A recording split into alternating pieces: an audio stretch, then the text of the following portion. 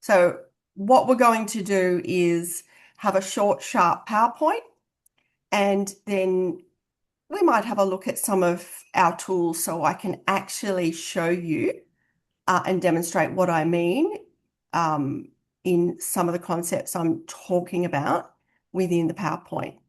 So without further ado, I am going to share my screen.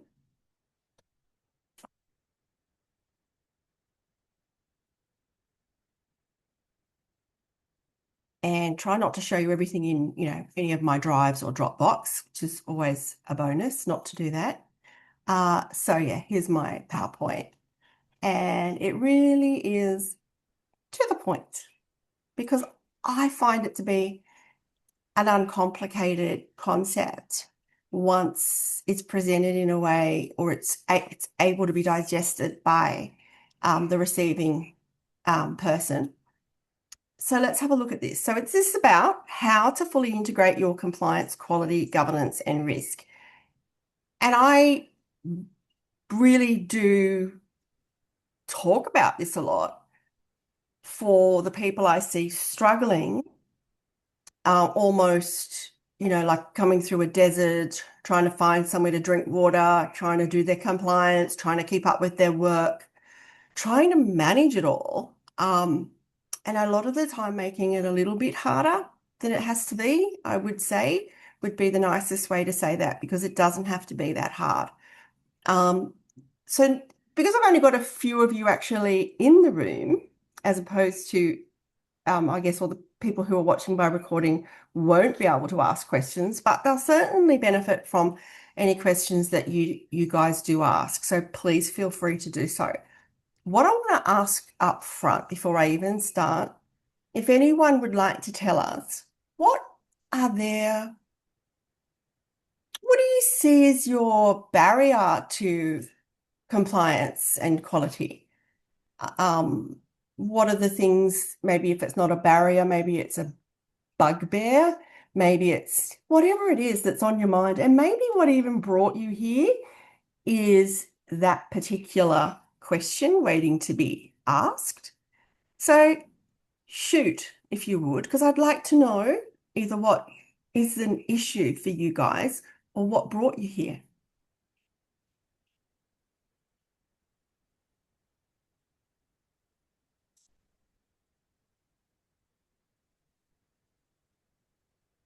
And do feel free to just turn on your microphone as well. I will start. For me, it's keeping up with all the registers with compliance and risk management, incident reports, hazards, all of that. And when you say registers, that would be you, Katie, is it? I think I recognise the voice. Is that Katie? No, it's Julianne. And hi. When you say registers, do you mean the actual due dates or do you mean putting the data in? What aspect of the register do you mean? The whole lot. Oh, Making sure it's compliant. so keeping up with the registers, you mean Yeah. actually inputting, monitoring, you mean from go to woe, yeah? Yes. Yes. The whole thing. The Okay. whole thing. Okay, that's good to know. All right. Can we hear from our others as well? Because it would be, it's very helpful.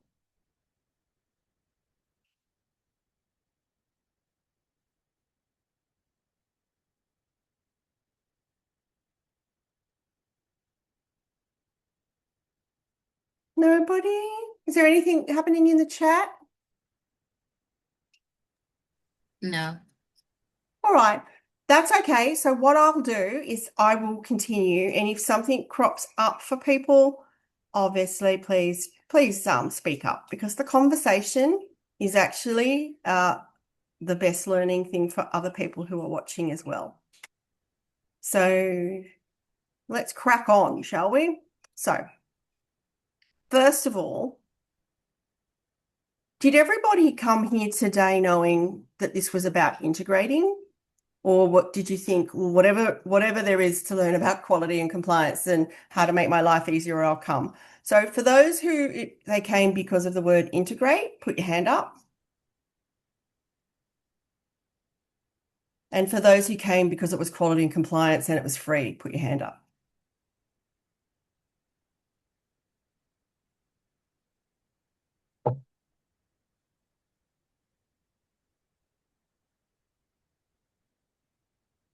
Do we have any No, data there? anyone? There, Julian, mine was learning all of it. Yep, so it wasn't driven by the word integrate, it was coming to learn. Was anyone here, is a better way to say it, was anyone here driven by the word integrate rather than quality and compliance? But integrating that quality and compliance. Maggie Krabs, here to observe and learn all of it. Okay, all right. Integrate from Amanda. Amanda, okay, good. All right, lovely. So what actually I'll just let you know up front, what we're going to do is we're going to at the cessation of the PowerPoint, we'll stop that so I can divide these up. And then at the cessation of the first demonstration of a tool, we will record that. Ali, I changed my mind, but we'll stop it at the end of each one, if that's okay. So this is really important. And how far through my running of services, and I would have to say / quality management, because when you work for when you're running a small not-for-profit, just like when you're running a small business, then that was my first gig. You're doing everything. So it was, as me as a CEO, I had to actually do the quality management as well as all the board reporting. So, and all the fundraising and et cetera, et cetera. So quality, I was learning at the time got my first CEO role. And I went off and did the standards training with that particular audit company that was going to be auditing us. And it took a little while before I managed to understand how to make it easier, okay? But it became because of integration, okay? And so I think we really need to come back to what does that mean? We know that an integration will actually make two software systems talk to each other. So we know that we can integrate things. We know that. We know integration. We talk about integration in populations, etc. We know what it means, but let's be really clear about revisiting that word, which is to bring together or incorporate parts into a whole, to make up, combine, or complete to produce a whole or larger unit. This is really important if you want your life to be easier, because when I see people doing a bit of quality or doing a little bit of compliance or keeping a bit of this and keeping a bit of that, that is a rod for your own back. So once you can grasp the concept that you've got a bunch of things that have to be done under a set of quality and safety standards, it doesn't, the word compliance, it's yes, the quality standards make you comply, but they're quality standards. So it's quality. This is quality management, which includes some compliance objectives as well. So really, the word is quality management because it tells you if a standard is quality management developed and has a scheme and you have things that you are answerable to, it's a given that there's compliance in that. So quality management. So we want to integrate these things. What do we mean by these things? What are we even trying to integrate? What can we possibly do what would integration do that could possibly make the life of a quality manager or a business owner, the person at the front who is having to manage that stuff? Has anyone got any guesses on what we might be wanting to integrate?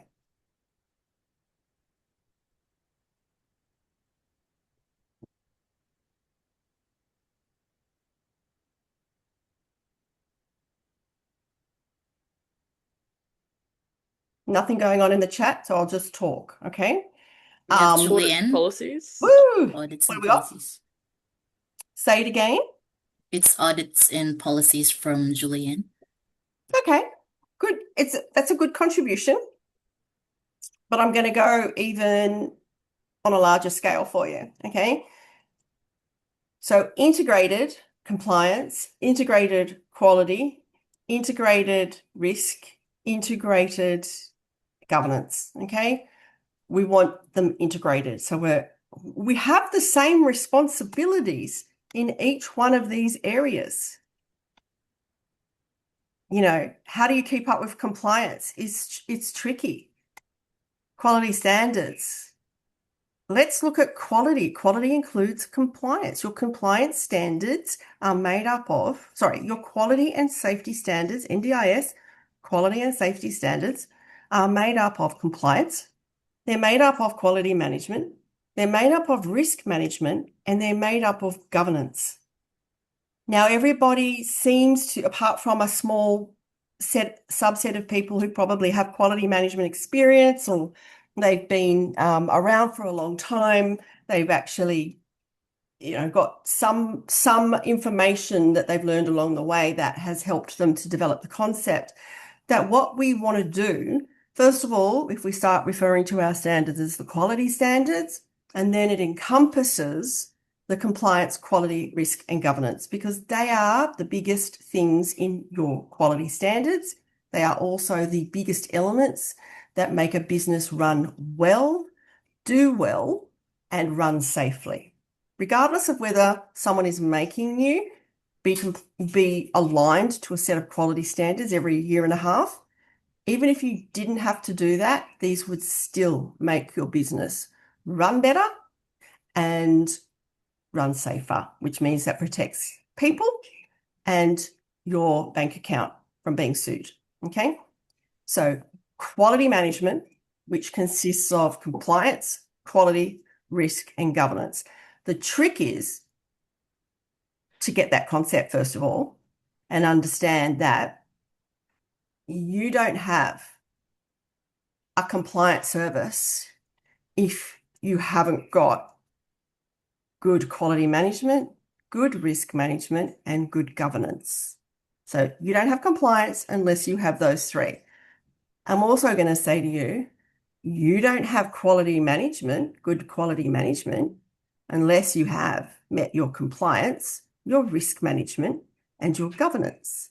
You're not going to have good risk management, no matter what anyone wants to debate or say, unless you're compliant, you've got quality management and continuous improvement in place, and your governance is working well. And you're not going to have good governance unless, once again, you've got compliance working, you've got quality working, you've got risk working. There isn't any way to have one of these working well and be, working well, because they all have to work together.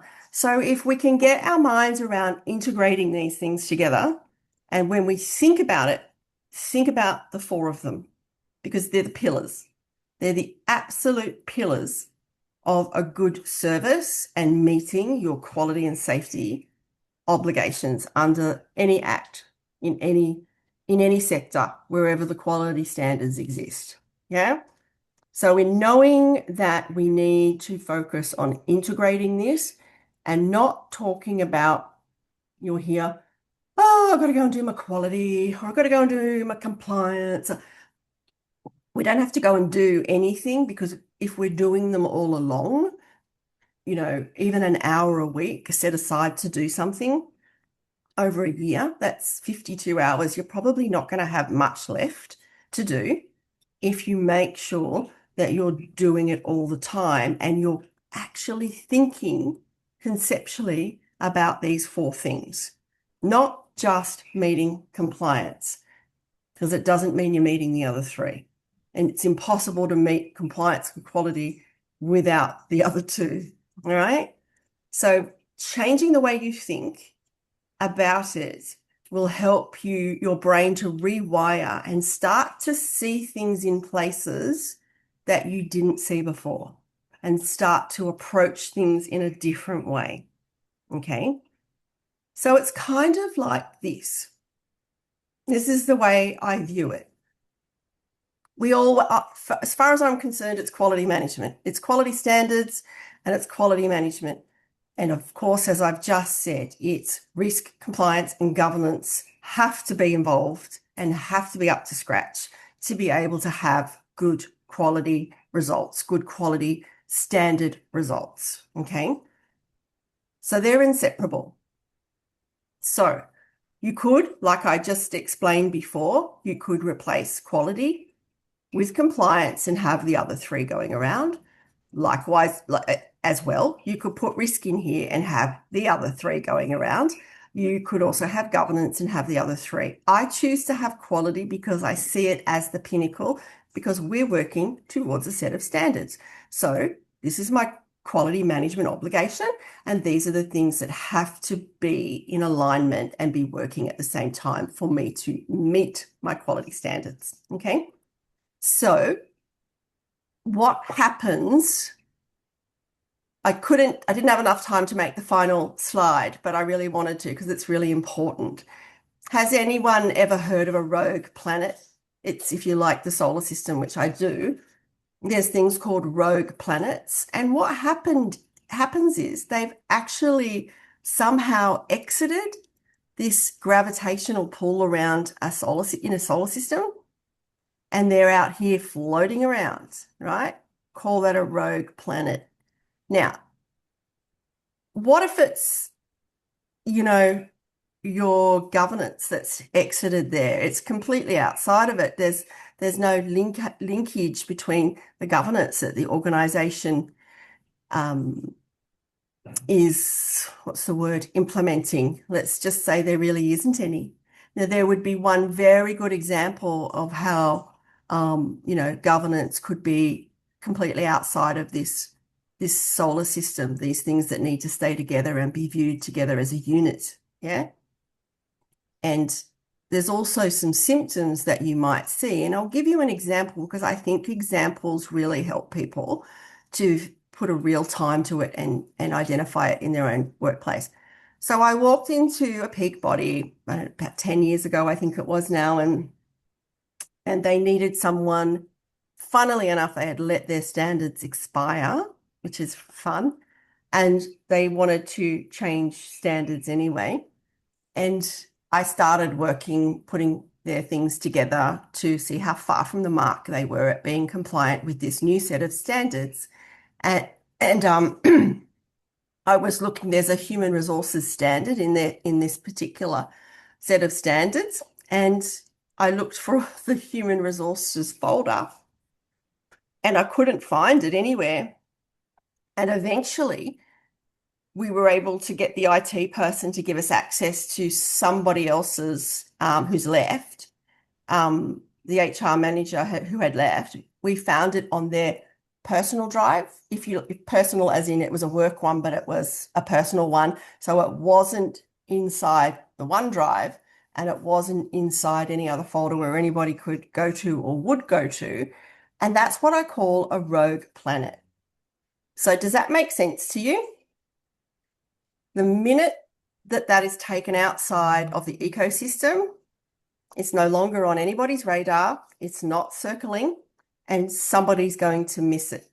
So when anybody says, when we're auditing, oh, I'm going to put that here, or here's where I keep it, and I would so often say, I wouldn't do that, because you might know where it is, but the next person's probably not going to.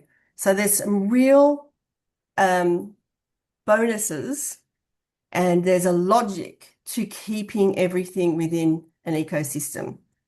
So, and it comes down to that lower level, which is even your folders and files and documents. If they're not in the ecosystem, you may not be there forever, or the person who made them may not be there forever, and they get lost. And this is what happens in every government department, in every service where you think you're the most important customer, but they forgot about you. It's all to do with the way that the information and the way they do business is either integrated or not integrated. So just in saying that concept, I want you to get a view of how important it is that all of these things be working together.